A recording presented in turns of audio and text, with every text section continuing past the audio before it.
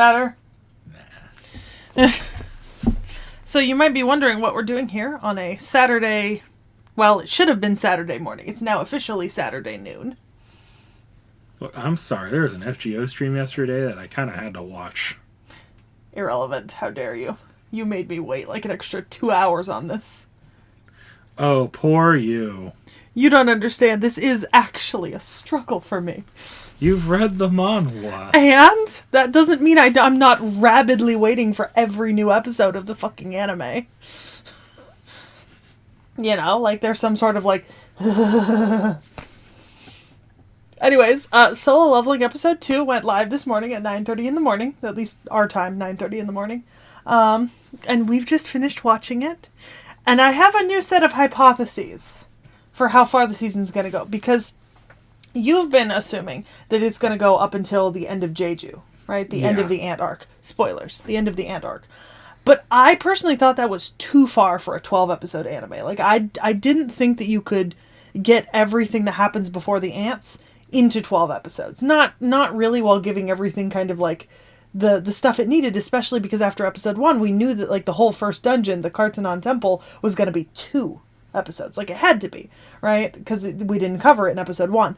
But part of that was based on the fact that when we had originally watched the trailer, I mentioned that there were characters in the trailer who didn't properly show up until almost Jeju Island, right? And you were like, oh, so they're going to go up all that far. But it looks like all the stuff I saw that was Jeju related was in the first episode. And based on the opening, it looks like they're only going to go up to his job change quest and finish with like Igris and him becoming a necromancer. Which seems to me like a much more sensible division of like how much they're going to do in 12 episodes. Because that gets us up to, I think, end of book 3. Something like that. But like in between, I mean, before he gets his job change quest, or like, you know, he's got the, let's see, we had 2 episodes on Kartanon Temple. Then we've got the subway dungeon, which we definitely saw in the opening, right? In general, like his own training, and then I saw it looks like an amazing fight between him and Igris, right? And the job change quest is going to take at least 2 or 3 episodes because there's just a lot happening there. And I think there's another quest that happens before the job change that I can't remember the name of. So, I mean, maybe up to the, if they go beyond the job change quest, I could maybe see them doing the Red Gate, the Ice Elves, but not any further. I think between the job quest and the Ice Elves, I think they would stop the Ice Elves because you generally want a more climactic moment to end the season on. Yeah, which could be either him becoming a necromancer, because remember, that's a hidden job reveal. So, like, they're like, what quest? And then he does all that stuff, and then he ends up becoming a necromancer. But then also, I think the Ice Elves is the next major dungeon right after that. And it doesn't look like they were including any shots from the 100 demon levels. So I didn't see anything for that. Mm-hmm. But I also didn't see anything Ice Elf related in the opening. And granted, the opening doesn't always cover little bits of everything, but I think if the opening's skipping out on 2 whole major arcs, it's probably not going to show both. So, I definitely not going to get up to the demon dungeon, in my opinion. Also, that was an epic end to Kartanon Temple. Well, like it did in the manhwa. Yeah. It's, brutal, bloody, violent. Mm-hmm. Sung Jin-woo kind of, everyone putting on this like, I have a family I want to get back to, like he doesn't somehow. It's like because he's so weak they don't even consider him to be like a person almost. They're like, he's not worth getting out, it feels like sometimes when they're thinking about themselves. I get that they're thinking about themselves because it's like a life or death situation, but like it really sucks. I feel like we get that impression just because we're looking at Sung Jin-woo's perspective and that those are his final like quick thoughts. Mm. Like leading up to that, they were doing everything in their power to keep him alive. Only like, the because man he was lost helping a leg. them. Only because he was helping them and he was the only one who could figure it out. Not everyone even had the sensibility to even do that. True. Like they right up to the last minute, the leader was going to send him out. Oh yeah, no, because the leader's actually somewhat of a decent person. Like we like him. He shows up again, and we like him. Yeah.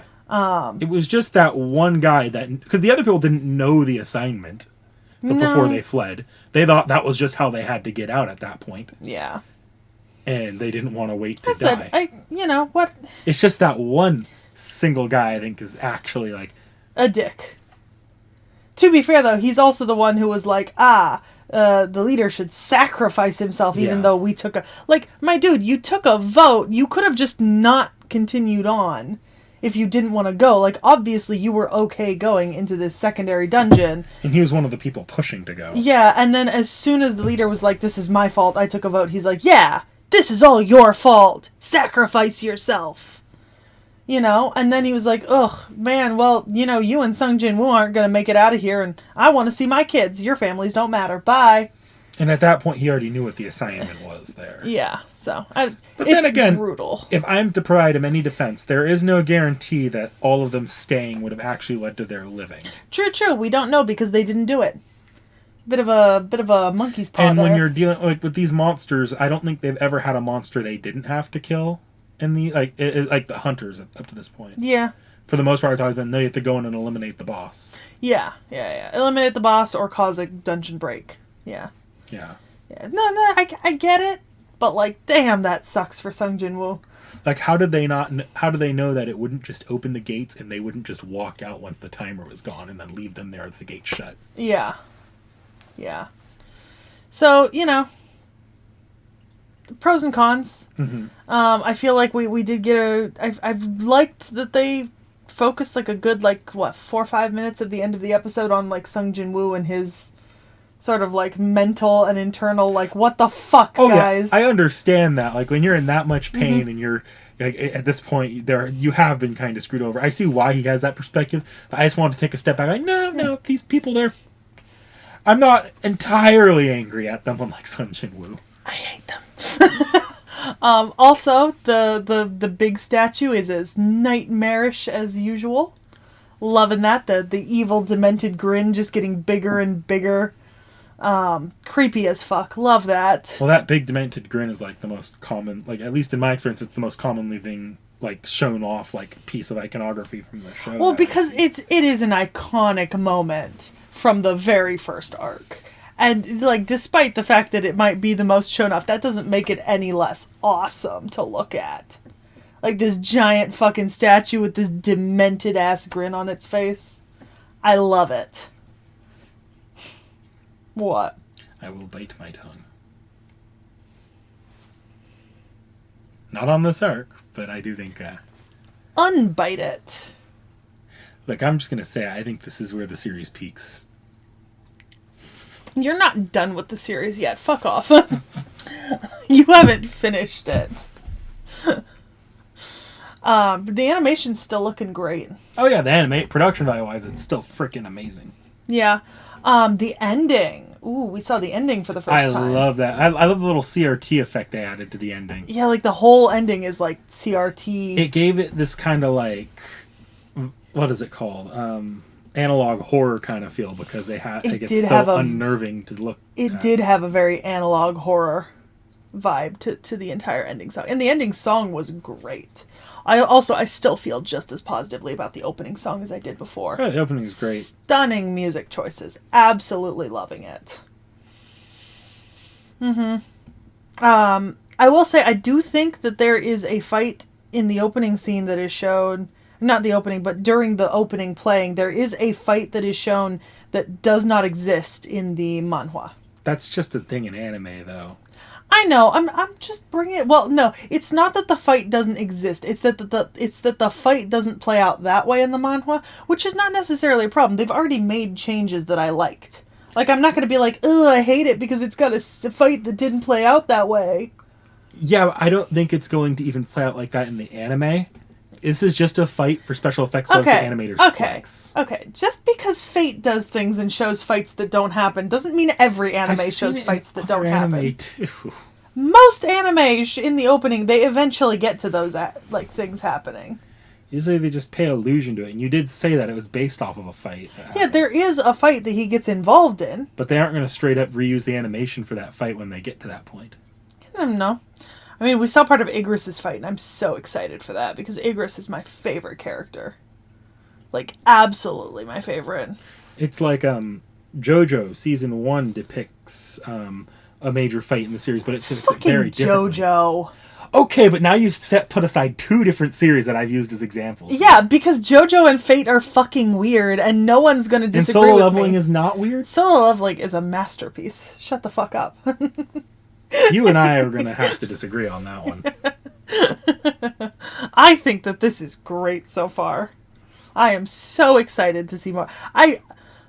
I don't think I could have possibly waited until the whole anime was out to binge it. Like, I just would not have been able to do that. But I almost hate that I can't.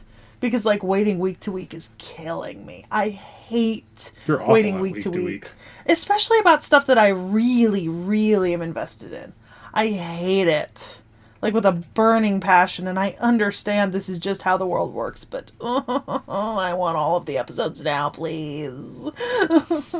Don't say that. Then you get monkey's pawed into either getting the episodes a year later because Netflix jail, or getting the episodes extremely rushed in horrible animation because the No, I want good quality. the day before it goes up. No, I want good quality.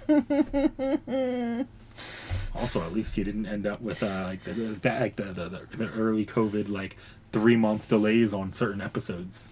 I would scream. I would cry. I would rage if this did what the fuck 86 did, and just stopped for months. Yeah, I could not deal with that in my soul.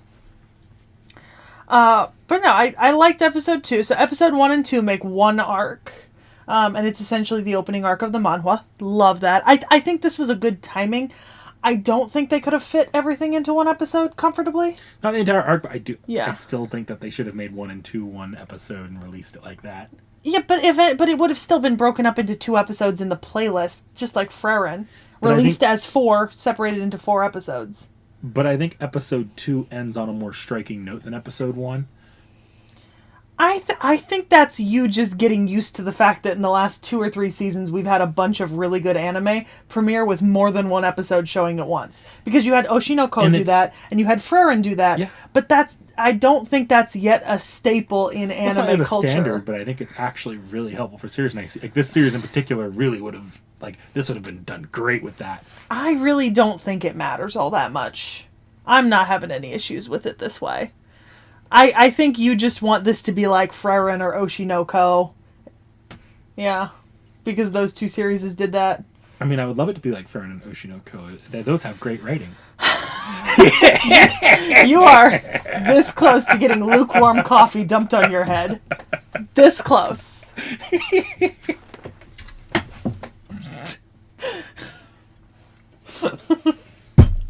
You use what I use on the cats on you. How dare you besmirch my beloved Solo Leveling. I don't have much more else to say about the second episode, because other than finally getting to see the ending and the opening, which we didn't see in the first episode properly, and then the fact that it finished the arc, it didn't really start anything new, other than, obviously the reveal at the end, why this is called Solo Leveling and stuff like that. There's nothing in particular new. It's finishing the arc. And I think quality's still consistent with the stunning quality of the first episode. Oh, they added a little bit, they peppered in a little bit more exposition, which I was a fan of. And I did also like the flashback, like the kind of flashes to his sister and his mother, so you can kind of see his family as well, which is nice, especially because he's thinking about it. So, you got anything? Nothing you want me to say, because right now all that's going through my head are the most trollish things I could possibly say. Yeah, okay. So we'll be back next week for episode 3, obviously. And, if Nick Nat can't make it in time, I watch it without him and post a review without him. I will bite my tongue. So we'll see you guys next time. Bye.